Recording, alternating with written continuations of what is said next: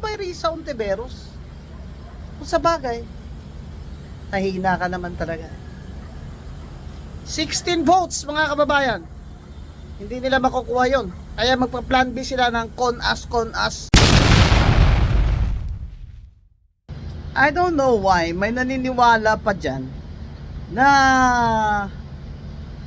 makakakuha ng 16 votes ang anti-Sara team sa Senado. The Constitution is very clear. The senators have to convict the Vice President, remove her from office, and disqualify her perpetually from holding public office if they get 2/3 of the vote of the total senators. That means 16. Eh ngayon 11 lang sila, kahit bumoto pa yung dalawa, si Zubiri at si Ejercito, pabor sa pagtanggal kay Sara. But if they do that, that's their kiss of death. Because Zubiri is Bukidnon, his district is Bukidnon, where his voters are from Mindanao, and that's Duterte country. Ay nako, hindi magmamarko sa mga tao sa Bukidnon. Hinding-hindi.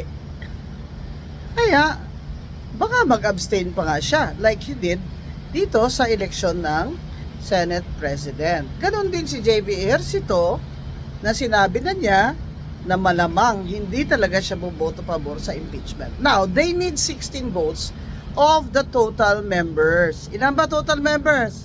24, 24. Eh ma'am, wala na po si Bato. Kahit na mag-absent pa yung kalahati dyan sa 13.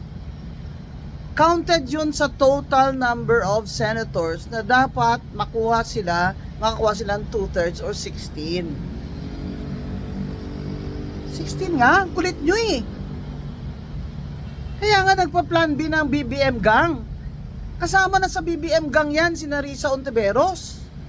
Kayo naman, shadow naman kayong panaib dyan. Kasama na yan sila sa BBM gang. Kaya ang plan B nila, ang plan B ng BBM gang ay CONAS, Constitutional Assembly. Yung mga congressman at senador mag-a-amend ng konstitusyon para ma-extend ang term ni BBM, ma-extend ang term ng mga congressman. Mga hinayupak kayo. Abot na naman Supreme Court yung gagawin nyo. Magkakagulo na naman tayo. Bagsak na stock market. Ang peso ay halos wala ng kwenta. This is a failed government.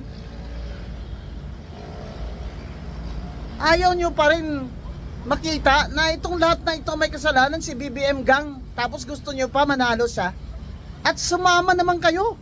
Sasama pa kayo sa BBM gang para manalo kayo. Ano ka ba, Risa Ontiveros? Kung sa bagay, nahihina ka naman talaga. 16 votes, mga kababayan. Hindi nila makukuha yon. Kaya magpa-plan B sila ng con-as. Protesta tayo dyan araw-araw. No way! Mag-eleksyon tayo. No way! Eleksyon sa 2028. Buti nga, dapat snap election ngayon eh. Snap election na, BBM. Tingnan natin kung talagang mahal ka ng tao.